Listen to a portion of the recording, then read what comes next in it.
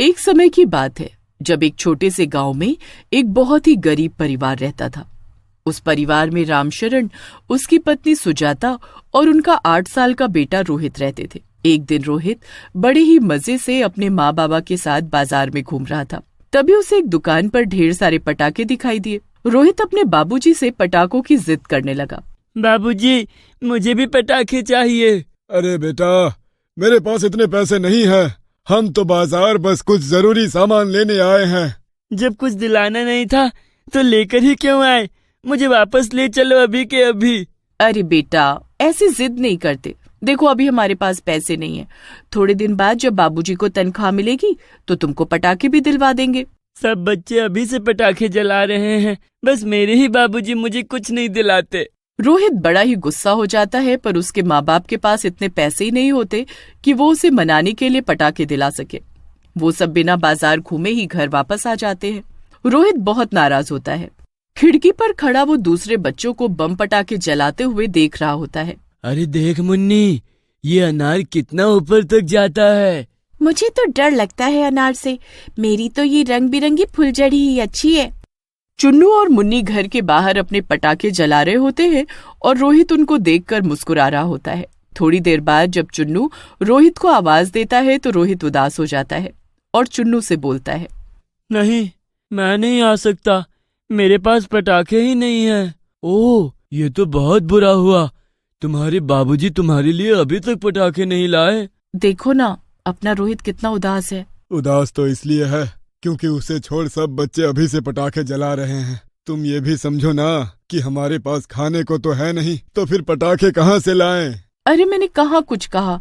मैं तो सब समझती हूँ, पर अभी रोहित छोटा है इसलिए कुछ समझता नहीं। चलो अब जाने दो, चलकर सोते हैं। रामशरण और सुजाता अंदर जाकर सो जाते हैं और रोहित भी गहरी नींद में सो चुका होता है। रात को गांव में एक भूत आता है। उसके पास एक बड़ा सा बैग होता है। वो भूत रोहित के घर का दरवाजा खटखटाने लगता है। खटखटाने की आवाज से रोहित की आंख खुल जाती है। अरे, ये इतनी रात को खटखटाने की आवाज कैसी? माँ बाबूजी तो अंदर सो रहे हैं। कोई नहीं, मैं ही देख लेता हूँ। रोहित आंखें मलता हुआ उठता है और दरवाजा खोलता है। रोहित की एकदम से नींद ही उड़ जाती है। उसके सामने एक भूत खड़ा हुआ होता है जिसके हाथ में एक डिब्बा होता है। भूत, भूत!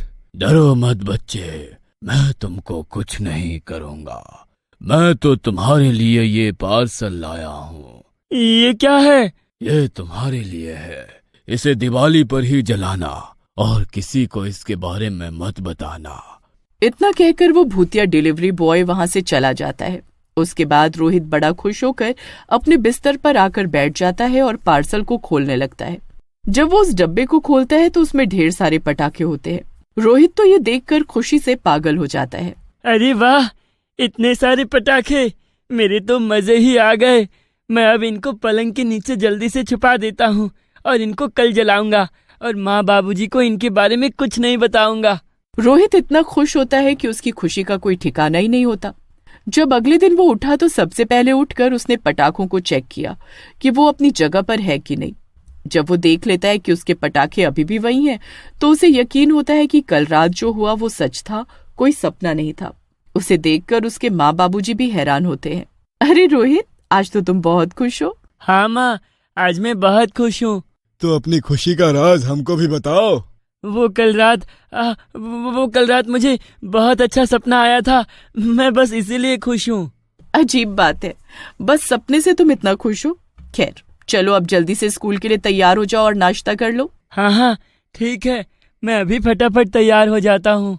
उसके बाद रोहित स्कूल चला जाता है और उसके जाने के बाद जब सुजाता घर में झाड़ू लगा रही होती है तो उसे पलंग के नीचे पटाखों का डब्बा मिलता है।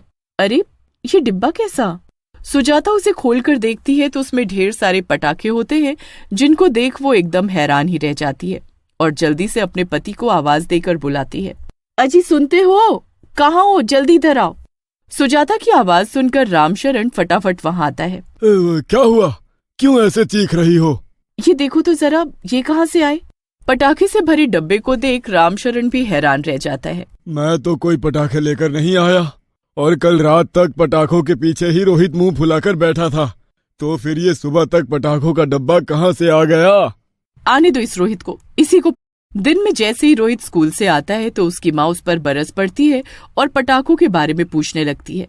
तेरे पास पटाखे कहाँ से आ गए ये बता, हमने तो तुझे कल कोई पटाखे नहीं दिलाए थे, तो रातों रात कौन तुझे पटाखे दे गया। अब रोहित उसी भूतिया डिलीवरी बॉय के बारे में सोचने लगता है जो उसे पटाखे देकर गया था, पर उसको उस भूत की वो बात याद आ जाती है कि किसी को उसके बारे में नहीं बताना। सुजाता पटाखों का डब्बा घर के बाहर रखती है और उसमें आग लगाने लगती है कि तभी रोहित बोल पड़ता है। अच्छा माँ, मैं सब बताता हूँ, पर आप ये बात किसी को मत बताना। ठीक है, जल्दी बोल। कल आधी रात में पटाखे सप्लाई करने वाला भूतिया डिलीवरी बॉय आया था। आधी रात में वो दरवाजा पीट रहा था।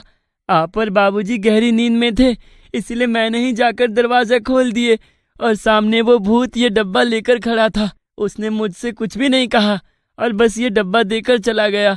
सुजाता को तो रोहित की बातों पर यकीन ही नहीं हो रहा होता और उसे लगता है कि रोहित वो पटाखे कहीं से चुरा कर लाए है। रात को उसके बाबूजी से भी डांट पड़ती है। रोहित वहाँ से चला जाता है। इस भूत की वजह से मैं कितना फंस गया। अगर ये दूसरे बच्चों को भी पटाखों के पार्सल दे रहा है तो ये आज रात भी जरूर आएगा। बस फिर रोहित रात को जागकर खिड़की के बाहर झांकने लगता है। आधी रात में उसे फिर से वही भूत दिखता है, जिसमें से वो एक डिब्बा निकालता है और फिर पड़ोस वाले राजू के घर का दरवाजा खटखटाने लगता है। थोड़ी देर बाद दरवाजे पर राजू आता है और वो भी भूत को देखकर बहुत डर जाता है। अरे बच्चे, डरो मत मुझसे। मैं तुमको यहाँ डराने या मारने नहीं आया हूँ। मरने से पहले मैं एक डिलीवरी बॉय था और लोगों को पार्सल देता था, और मरने के बाद आज भी मैं यही करता हूँ। लोगों को उनकी जरूरत के हिसाब से पार्सल देता हूँ। ओह अच्छा, अब मैं ये सारे पटाखे लेकर उनको दिखाऊंगा और तुम्हारे बारे में उनको बताऊंगा। अरे नहीं नहीं, ऐसा बिल्कुल मत करना। ये पटाखे तुम छुपा कर रखना और दिवाली वाले दिन ही जलाना। रोहित खिड़की से भूत और राजू को बातें करते देखता रहता है और फिर जल्दी से जाकर अपने माँ बाप को उठाता है। रामचरण और सुजाता रोहित की बात मानकर देखने जाते हैं। रोहित तभी खिड़की से उनको उस भूतिया डिलीवरी बॉय को दिखाता है। दोनों उस भूत को देख एकदम हक्के बक्के रह जाते हैं। हे भगवान, ये भूत इस राजू से क्या बात कर रहा है। माँ, ये इसको भी वही पार्सल देने आया है जो मुझे देकर गया था। मैंने वो पटाखे सच में कहीं से नहीं चुराए, ये भूत ही मुझे देकर गया था। हमें तुम पर यकीन करना चाहिए था। सब लोग उस भूत को देखते रहते हैं। थोड़ी ही देर में वो भूत राजू को पार्सल देकर वहाँ से निकल जाता है। अब अगले दिन सुबह उठते ही रामचरण और सुजाता राजू के घर जाते हैं और उसके माँ बाबूजी को बुलाकर सारी बात बताते हैं। यह तुम क्या बोल रहे हो? भूत पटाखे, मुझे तो कुछ समझ में नहीं आ रहा। राजू, अपने माँ बाबूजी को उस भूत के बारे में सच सच बताओ जो रात को तुमको पटाखों का डब्बा देकर गया है। राजू ये सुनकर डर जाता है, पर काफी पूछने पर वो सब सच सच बता देता है। अब राजू और रोहित के माता पिता एक एक करके सबके घरों में जाकर बच्चों से उस भूत के बारे में पूछते हैं तो पता चलता है कि वो पटाखा सप्लाई करने वाला भूतिया डिलीवरी बॉय सभी के घरों में सभी बच्चों को पटाखों की सप्लाई करके गया है। पूरे गांव में उस भूत का हाहाकार मच जाता है। गांव के बीचों बीच सभी पटाखों के डिब्बों को रखा जाता है। उसके बाद उसी गांव के पंडित को भूत पकड़ने के लिए बुलाया जाता है। देखो बच्चों, मेरे बस का भूत पकड़ना नहीं है, पर ये बात साफ है कि इन डब्बों में बच्चों के लिए पटाखे नहीं बल्कि उनकी मौत है। वो भूत बच्चों को शिकार बना रहा है। क्या? आपको कैसे पता? हर डब्बे पर ये जो लाल निशान है वो खून का निशान है, और जहाँ ऐसा हो वहाँ बहुत ही गड़बड़ होती है। अब इसका एक ही हल है, इन पटाखों को बिना जलाए ही खत्म किया जाए। बस फिर गांव वाले उन पटाखों को एक बेकार कुएं में फेंकने लगते हैं। सारे पटाखे पानी में जाकर खराब हो जाते हैं। अब याद रहे कि आज से लेकर दिवाली तक अपने घर के बाहर एक दिया जरूर जलाना और उसमें काले तिल डालने हैं। इससे वो भूत आसपास भी नहीं भटकेगा। बस फिर ऐसा ही होता है। रात को जब वो भूत आता है तो सबके घर के आगे दिए देखकर दूर से ही भाग जाता है। ऐसे ही करते करते दिवाली आ जाती है और भूत अपने मकसद में नाकामयाब रहता है। और दिवाली वाले दिन गांव के पवित्र दियों की रोशनी और महापूजा से उसका अंत हो जाता है। उसके बाद पूरा गांव बड़े धूमधाम से दिवाली मनाता है और गांव का जमींदार इसी खुशी में सभी बच्चों को दिवाली वाले दिन पटाखे बांटता है, जिससे सब बच्चे भी खुश हो जाते हैं। एक छोटे से शहर में सबिता नाम की एक औरत रहती थी। वो अपने पति मोहन और अपनी सास के साथ रहती थी। सबिता की एक 2 महीने की बच्ची थी जिसे वो प्यार से रीना कहकर बुलाती थी। सबिता का पति मोहन एक फैक्ट्री में काम करता था। सबिता के पति को फैक्ट्री में काम करने के ज्यादा पैसे नहीं मिलते थे, जिसकी वजह से उसके परिवार का गुजारा बड़ी ही मुश्किल से हो पाता था। एक दिन की बात है, सबिता का पति मोहन फैक्ट्री में मशीन चला रहा था। तभी अचानक से मोहन का हाथ मशीन में आ जाता है। बचाओ बचाओ, कोई मुझे बचाओ। मोहन की आवाज सुनकर सभी फैक्ट्री के आदमी मोहन के पास पहुंचते हैं, लेकिन जब तक मोहन का मशीन में एक हाथ बुरी तरह से कुचल चुका होता है। मोहन दर्द से चीख रहा था, चिल्ला रहा था। मर गया रे, मर गया रे, मर गया।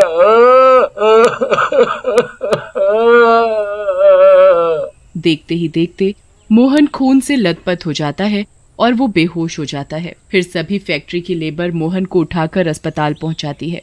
मोहन की ऐसी गंभीर हालत देखकर डॉक्टर उसका इलाज तुरंत शुरू कर देते हैं। सविता पति की खबर सुनकर अपनी छोटी बच्ची को गोद में लेकर अस्पताल पहुंच जाती है। तभी डॉक्टर आकर सविता से कहता है, देखिए, हमें आपके पति का हाथ काटना पड़ेगा। अगर उसका हाथ नहीं काटा गया तो उसके पूरे शरीर में जहर फैल जाएगा। सविता बेचारी की ऐसी हालत नहीं थी कि वो कुछ कह पाती। वो तो बस अपनी बेबस आंखों से अपने पति को देखकर रोए जा रही थी। डॉक्टर ऑपरेशन करके मोहन का हाथ काट देते हैं। मैंने इनका ऑपरेशन कर दिया है।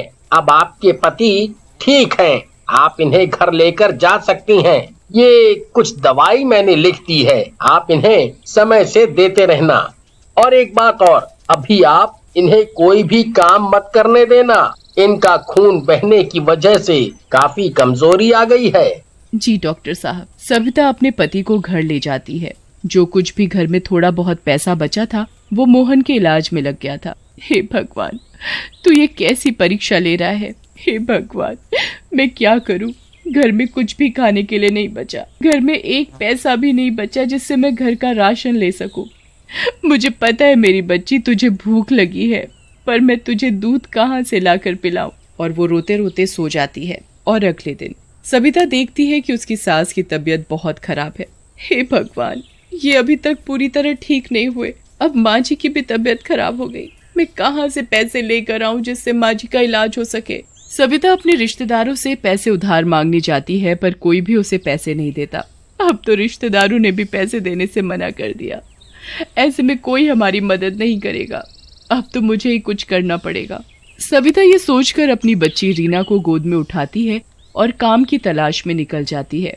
काम ढूंढते ढूंढते बड़ी मुश्किल से उसे एक घर में काम मिलता है। मेम साहब, क्या मुझे आपके घर में कुछ काम मिल सकता है? हाँ, काम तो है। साफ सफाई, झाड़ू पोछा, बर्तन, कपड़े। क्या तुम ये सब कर पाओगी? जी, मैं सब अच्छे से कर लूंगी। आप मुझे जो काम देंगी मैं वो कर लूंगी। ठीक है, कल सुबह तुम समय से काम करने आ जाना। सविता खुशी खुशी अपने घर चली जाती है और अगले दिन जैसे ही सुबह होती है, सविता अपनी बच्ची को गोद में उठाकर काम के लिए निकल जाती है। सविता की मेम साहब सविता की गोद में बच्ची को देखकर उससे कहती हैं, सविता, तुमने बताया नहीं कि तुम अपने साथ काम करने के लिए अपनी बच्ची को लेकर आओगी। वो मेम साहब, घर में मैं इसे नहीं छोड़ सकती। तुम्हारी बच्ची अभी बहुत छोटी है। नहीं, तुम काम नहीं कर सकती। मेम साहब, मुझे काम की सख्त जरूरत है। मैं मेरी बच्ची के साथ आपके घर का सारा काम कर लूंगी। आपको कोई भी शिकायत का मौका नहीं दूंगी। मेम साहब कुछ देर सोचकर सविता से कहती है, ठीक है, मुझे मेरा काम पूरा चाहिए। अब तुम चाहे जैसे भी करो। मेम साहब सविता से कहकर अपने कमरे में चली जाती है। सविता अपनी बच्ची को प्यार से, मेरी बच्ची, तेरी माँ को घर का काम करना है ना, तू यहाँ आराम से सो, मैं जल्दी से काम करके तुझे खिलाऊंगी। फिर सविता घर के एक कोने में कपड़ा बिछाकर अपनी बच्ची को सुला देती है और रसोई में बर्तन धोने लगती है। लेकिन कुछ देर बाद बर्तनों की आवाज से सविता की बच्ची जाग जाती है और रोने लगती है। सविता ये सब देखकर जल्दी से बर्तन छोड़कर अपनी बच्ची को गोद में उठा लेती है। सविता की गोद में लेते ही बच्ची चुप हो जाती है। सो जा मेरी बच्ची, सो जा। तेरी माँ को बहुत सारा काम करना है। तेरी माँ काम करेगी तभी तो तेरे पापा और तेरी दादी का इलाज करा पाएगी। अगर तू ऐसे ही रोती रहेगी तो तेरी माँ काम कैसे करेगी? जैसे ही सविता की बच्ची सो जाती है, सविता वापस बर्तन धोने लग जाती है। लेकिन कुछ देर बाद बच्ची बर्तनों की आवाज से जाग जाती है और रोने लगती है। सविता अपनी बच्ची को गोद में लेकर उसे सुलाने की कोशिश करती है। इतने में ही बच्ची के रोने की आवाज से सविता की मेम साहब आ जाती है। मैंने पहले ही तुमसे कहा था कि तुम्हारी बच्ची बहुत छोटी है, तुम काम नहीं कर पाओगी। वो मेम साहब, मैं थोड़ा इसे सुला दूं, फिर मैं आपके घर का सारा काम कर लूंगी। मैं तुम्हें आखिरी बार बोल रही हूँ, अगर इस बार तुम्हारी बच्ची रोई तो मैं तुमसे काम नहीं कराऊंगी। जी मेम साहब। सविता का काम करना बहुत जरूरी था। सविता एक कपड़ा लेती है जिससे वो अपनी बच्ची को कमर में बांध लेती है। फिर सविता अपनी बच्ची को कमर पर बांधे बांधे घर का काम करने लगती है। सविता बर्तन, झाड़ू, पोछा, कपड़े, खाना सब काम कर लेती है। सविता की मेम साहब सविता को इस तरह काम करते देख हैरान होती है। मजबूरी भी ना, इंसान से क्या कुछ नहीं करा लेती। जब सविता घर का सारा काम कर लेती है, मेम साहब मैंने घर का सारा काम कर लिया है। ठीक है, कल तुम समय से काम करने आ जाना। हो सके तो अपनी बच्ची को घर पर छोड़ कर आना। मेम साहब मैं इसे घर पर नहीं छोड़ सकती। ठीक है, जैसा तुम्हें ठीक लगे। वो मेम साहब अगर कुछ पैसे मिल जाते तो।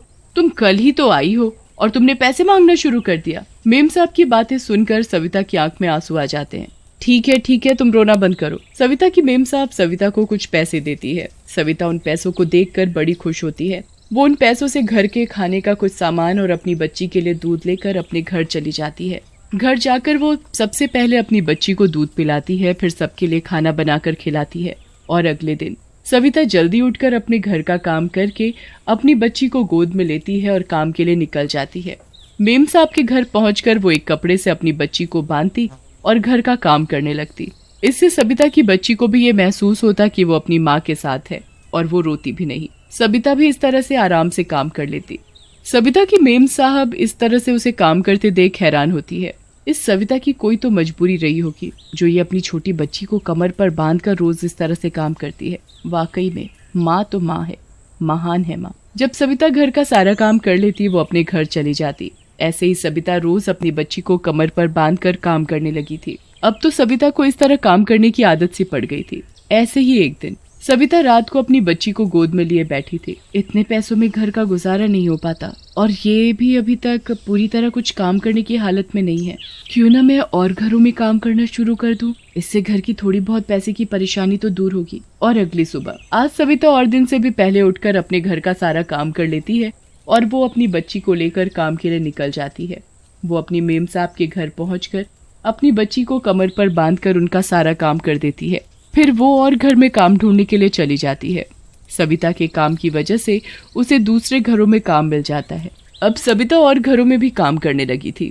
मैं मेरी बच्ची को खूब पढ़ाऊंगी, लिखाऊंगी, इसे डॉक्टर बनाऊंगी। ऐसे ही सविता रोज अपनी बच्ची को अपनी कमर पर बांधकर दूसरों के घरों में कभी बर्तन साफ करती तो कभी खाना बनाने का काम करती। सविता अपनी बच्ची को पढ़ा लिखा कर डॉक्टर बनाना चाहती थी। सविता की बेटी भी धीरे धीरे बड़ी हो रही थी। और फिर एक दिन जब सविता की बेटी पढ़ लिख कर डॉक्टर बन जाती है और वो एक सरकारी अस्पताल में नौकरी करने लगी थी। माँ, मुझे एक सरकारी अस्पताल में नौकरी मिल गई है। अब आपकी बेटी डॉक्टर बन गई है माँ, इसलिए अब तुम्हें घरों में जाकर काम करने की जरूरत नहीं है। रीना अपनी माँ को वो हर खुशी देना चाहती थी जो एक बेटी अपनी माँ को दे सकती।